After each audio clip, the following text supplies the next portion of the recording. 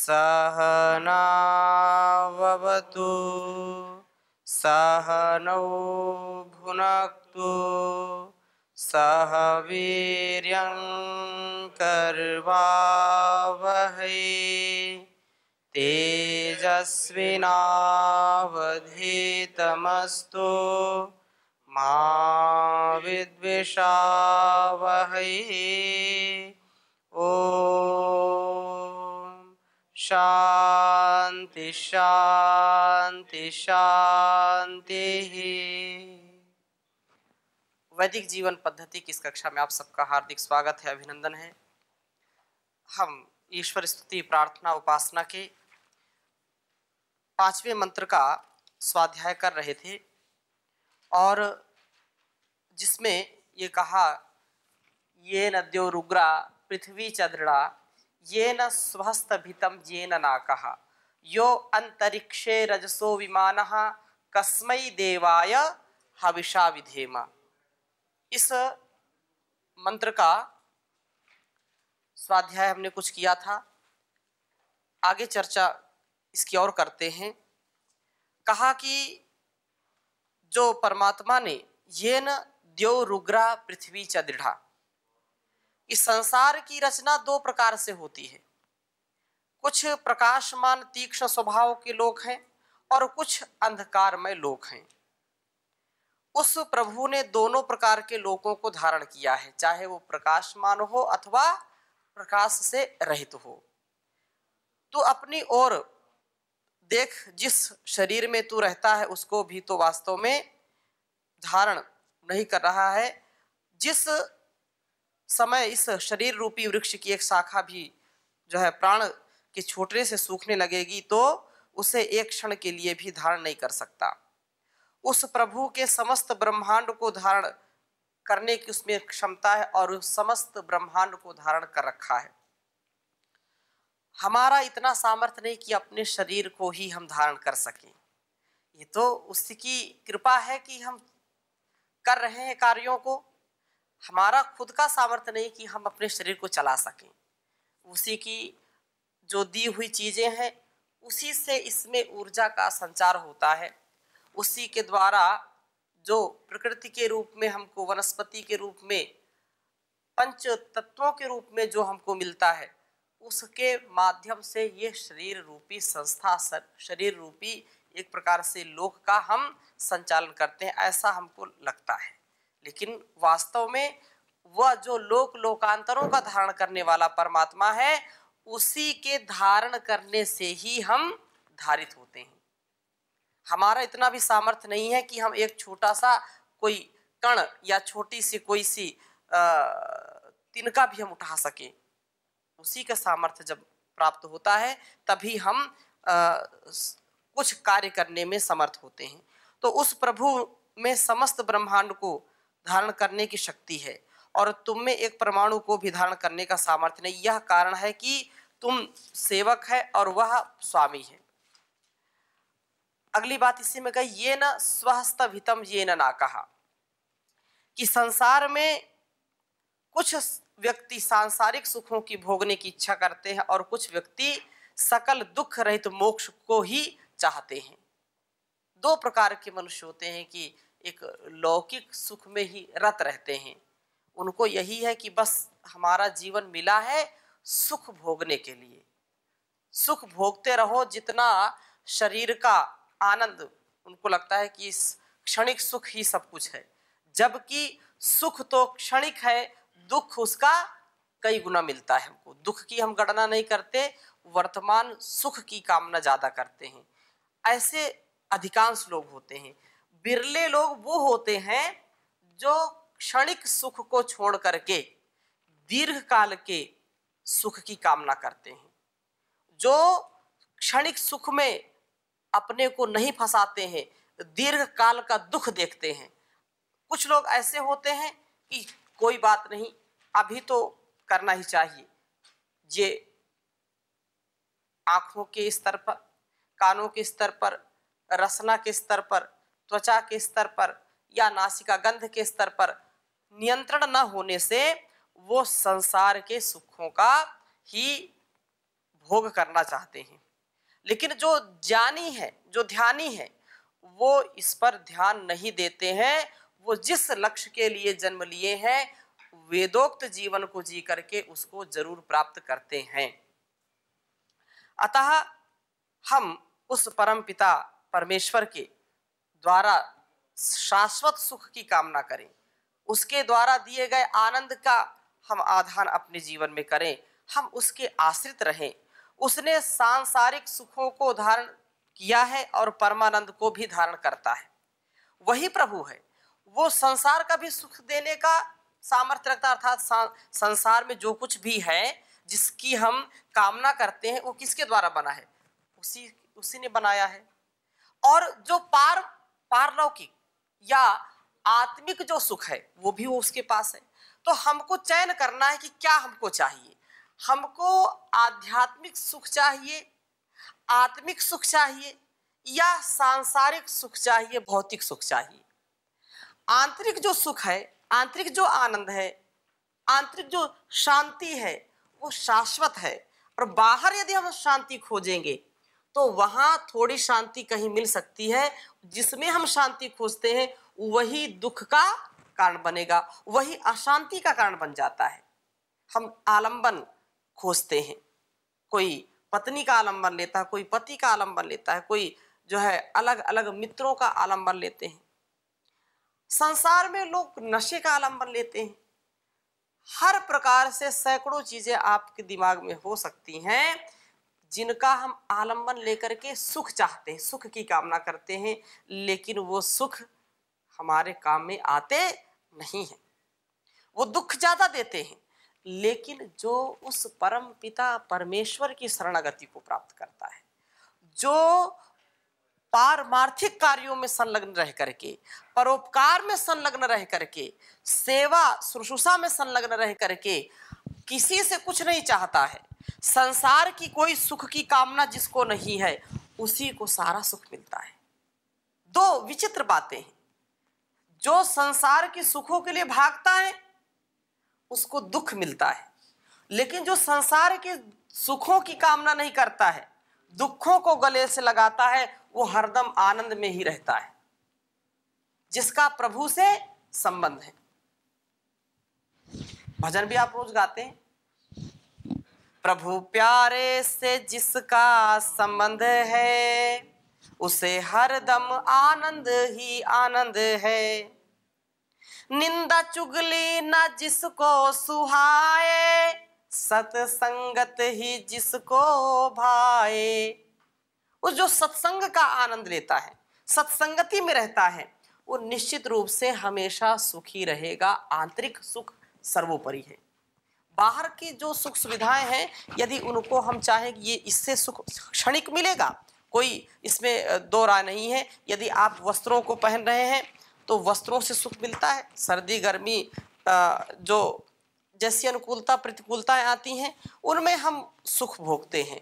लेकिन वास्तव में यदि अभ्यास किसी चीज का हो जाए तो वो सुख सर्वोपरि है, जो हमारे लिए पराधीनता को नहीं स्वीकार करता, जो स्वतंत्रता से मिलता है, किसी का भी आलंबन, लौकिक आलंबन नहीं लेता है।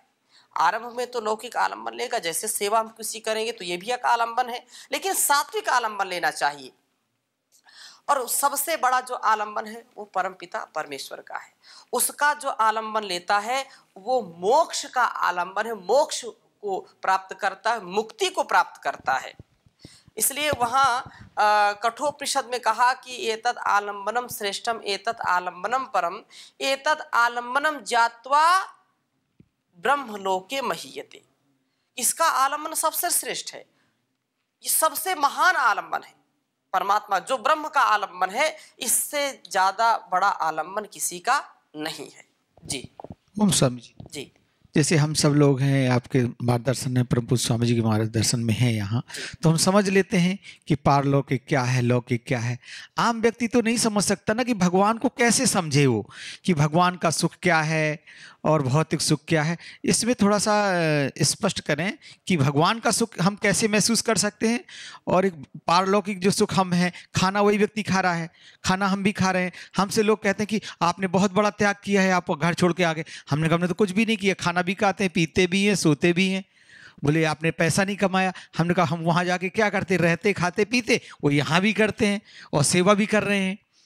तो आप लोगों को लगता है, हमें तो कुछ नहीं लगता, क्योंकि कई बार ऐसे क्वेश्चन करते हैं। बोले नहीं आपको नहीं लगता। तो कैसे इसको समाज कैसे समझे कि पारलौकिक जो सुख है वो क्या है, आध्यात्मिक सुख क्या है और सांसारिक सुख क्या है? जी, बहुत अच्छा प्रश्न है।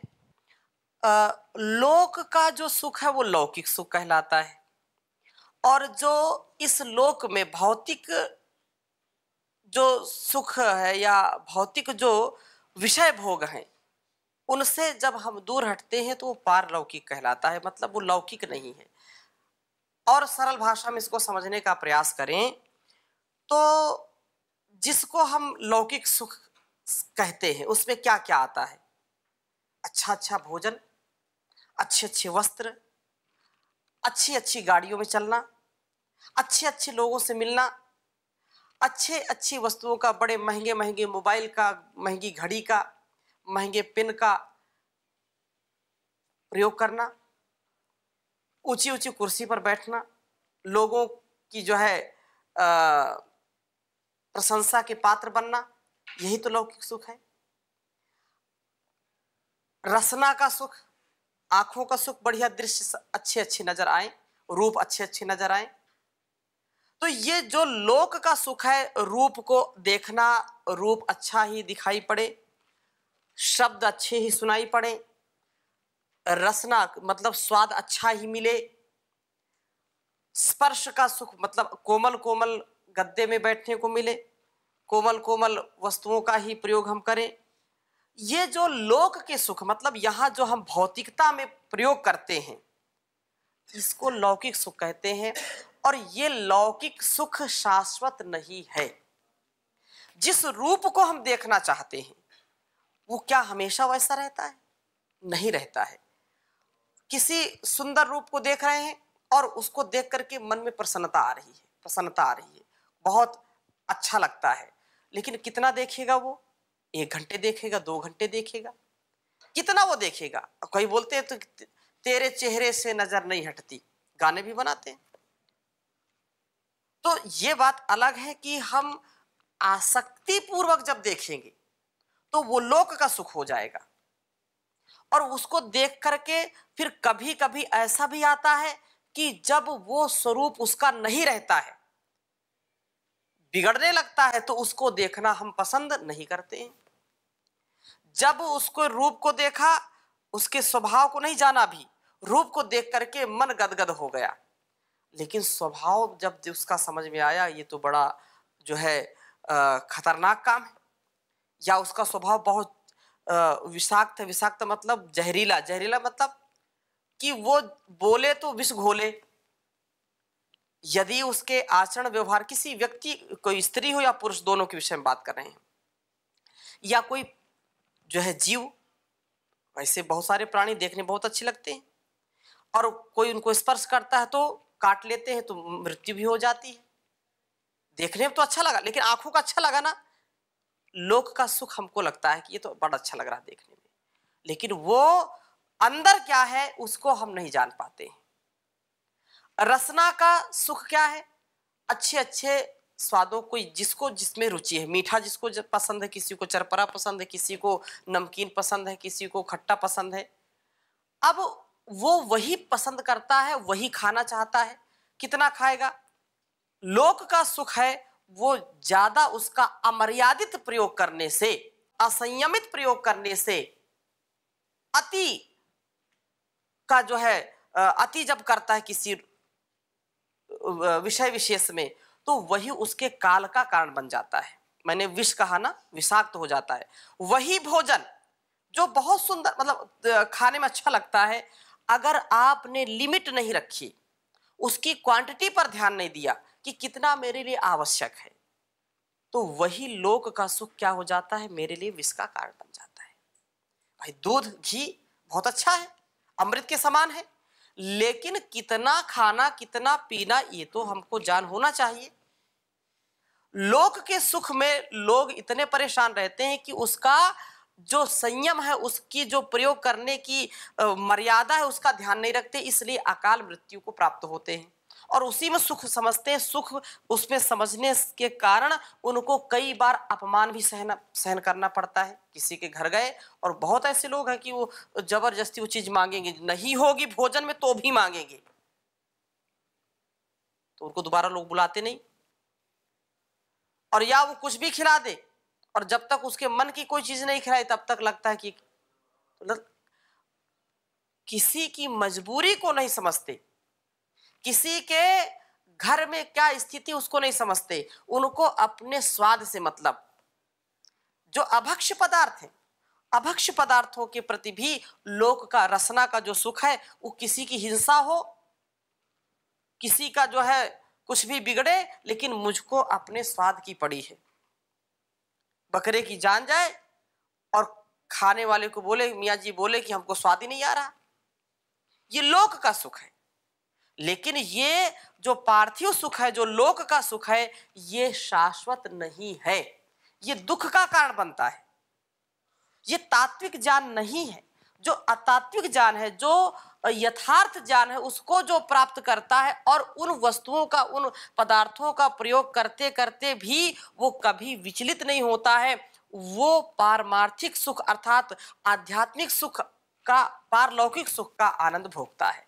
वो जानता है कि इस रूप, इस रंग या इस रसना का जो स्वाद है वो शाश्वत नहीं। मेरा जितना अनुकूलता मेरी है, जितना मेरे पेट भरने के लिए है, जितना मेरे लिए जिन तत्वों की आवश्यकता है, उतना मैं ग्रहण कर लूं, बस इतना पर्याप्त है। तो ऐसा जो सोचता है, क्योंकि वो जिस भोजन को हम करते हैं वो हमेशा उससे हम संतुष्ट ही होते रहें, वो हमेशा मेरे लिए कल्याणकारी हो, ऐसा नहीं। यदि मर्यादित नहीं करेंगे तो तेन त्यक्तेन भुंजी था मागृधा कस्वित धनम की जो बात है वो यहाँ पर इसीलिए कही गई है कि लोक का सुख यही है कि हमारे लिए जो सुख है, मेरे लिए जो सुख है, दुनिया कुछ भी करे, दुनिया सुखी हो दुखी हो, मैं जो चाहता हूं मेरे लिए वही मिले, तो लोक का सुख हो गया। लेकिन जो पारलौकिक सुख है, जो आत्मिक सुख है कि बाहर की चाहना नहीं है, इस संसार में आए हैं वस्त्र पहनने पड़ेंगे, आए हैं भोजन करना पड़ेगा,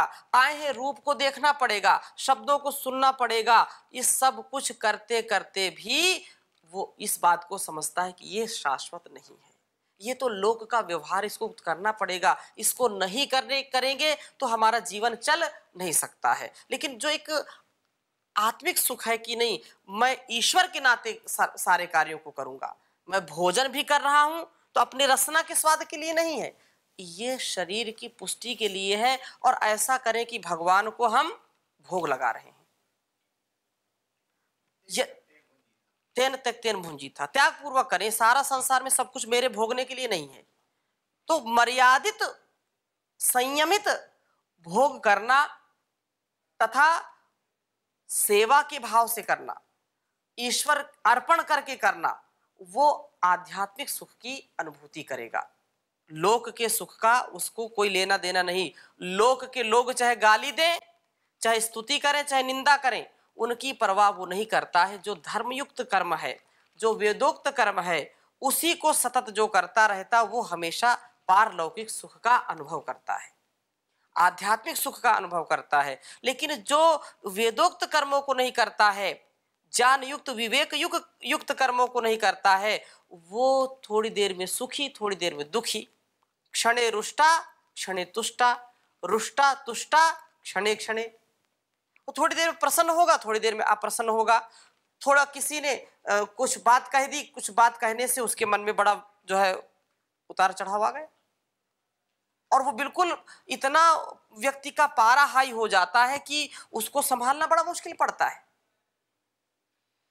लेकिन जो आत्मिक सुख का अनुभव करता है, आत्मिक शांति का अनुभव करता है, वो कुछ भी हो जाए वो कभी भी विचलित नहीं होता है। ये बात है। आगे चलें। यहां पर ये न स्वस्थ भितम ये न ना कहा कि उस परमात्मा ने सांसारिक सुखों को भी धारण किया है और परमानंद का भी धारण किया है। चाहे तुझे सांसारिक सुख की इच्छा हो, चाहे तुझे मोक्ष की अभिलाषा हो, दोनों ही प्राप्ति के लिए तू उस प्रभु की शरण में जा। लोक का भी सुख चाहता है तो ईश्वर की शरण में जा, और परलोक की भी अर्थात पारलौकिक सुख की, मोक्ष की सुख की कामना है तो भी परमात्मा उसको धारण कर रहा है, उसी की शरणागति को प्राप्त हो।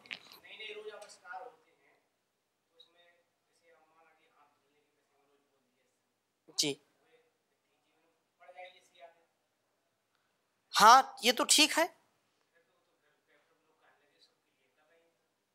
सुख का तात्पर्य क्या है? यहाँ परमात्मा ने ये बड़ा अनमोल शरीर दिया है। अब रोज क्यों विधान किया कि भाई अपने मुख को धुलो, रोज मंजन करो? आप करते हैं कि नहीं करते? क्यों करते हैं?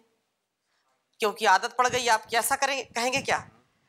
आदत इसलिए बनाई गई है क्योंकि बहुत सारे बैक्टीरिया, बहुत सारे जो कीटाणु हैं वो हमारे मुख में आ जाते हैं, और हम मुख को साफ नहीं करेंगे तो फिर सड़न पैदा हो जाएगी, दांत खराब हो जाएंगे, मसूड़े खराब हो जाएंगे। हम किसी के सामने बात करेंगे तो वो भी बदबू आएगी मुख से और उसको भी वह बीमारी लगेगी। तो ठीक है, तो वो तो ये तो लोक है, यहाँ तो ये तो संसार व्यापार के लिए है ना, व्यापार भी चलता है। हाँ हाँ, वही बात मैं कह रहा हूँ। तो ये तो लोक है। ईश्वर की जो व्यवस्था है, ऋषियों की जो व्यवस्था, वहां पर कोई ब्रांड नहीं है। वहां पर नीम की दातून करिए, बबूल की दातून करिए, तो वहां तो कोई ब्रांड, ऐसा ब्रांड नहीं है। अब किसी ने आपको जबरदस्ती कर रखा है कि यार इसी को करो आप। अगर आपने पेड़ लगाए हैं, आपको सुलभता है, तो आप जो है दातून करिए। लेकिन चर्चा ये चल रही है कि वह इस लोक का भी और परलोक का भी, आत्मिक सुख का भी और सांसारिक सुख का भी धारण करने वाला उस परम पिता परमेश्वर की हम शरणागति को प्राप्त हो। दोनों प्रकार से, जैसा वैशेषिक दर्शन में ऋषियों ने कहा कि यतः अभ्युदय निश्रेयस सिद्धि सधर्म, भाई अभ्युदय भी उसी का है और निश्रेयस उसी का है। आपको चुनना है कि क्या आपको सही है। मैं यहाँ पर अलग ढंग से बोल रहा हूं। यद्यपि यह जो सूत्र है उसमें यह कहा कि अभ्युदय भी हमको संसार में करना है और निश्रेयस को भी प्राप्त करना है। कुछ लोग केवल अभ्युदय करते हैं और कुछ लोग केवल निश्रेयस की सिद्धि में लगे रहते हैं। संतुलन होना चाहिए। कुछ लोग कठोपनिषद में जो कहा कि एक प्रेम मार्ग है, एक श्रेय मार्ग है, तो प्रेम मार्ग जो लोक का मार्ग है, भौतिक सुखों का मार्ग है, और एक श्रेय मार्ग जो मुक्ति का मार्ग है, तो केवल कुछ नहीं होता। परम पूज्य स्वामी जी महाराज कहते हैं केवल कुछ नहीं होता। तो केवल मैं भौतिकता में ही रहूं, ऐसा हो नहीं सकता।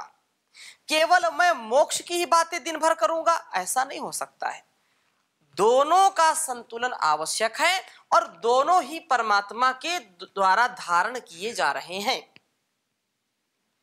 दोनों ही प्रकार की इच्छाओं को विद्याम चा यस्तद वेदो भयम सहा अविद्या मृत्युम तीर्थवा विद्यामृतम अश्नुते, ईशोपनिषद में कहा। तो दोनों की प्राप्ति के लिए तू ईश्वर की शरण में जाएगा। सांसारिक सुख भी प्रभु की इच्छा के बिना नहीं मिल सकते, मोक्ष का तो कहना ही क्या। इससे भी भिन्न तू अपनी ओर देख कि न सांसारिक सुख ही तेरे हाथ में न मुक्ति ही। सुखों की प्राप्ति के लिए तू पराश्रित है, यह कारण है कि तू उपासक और वह उपास्य है, प्रभु है, वो देव है, वो स्वामी है। हमारे अंदर कृतज्ञता का भाव हो। हम दास भाव से जब याचना करते हैं, दास भाव से अपने आप को प्रस्तुत करते हैं, तो उसकी कृपा के पात्र बनते हैं। इसके बिना हमारा उद्धार नहीं हो सकता है। दोनों ही चीजें उसी ने दी है, उसी से हमको मिल सकती हैं। जी ओम स्वामी प्रणाम।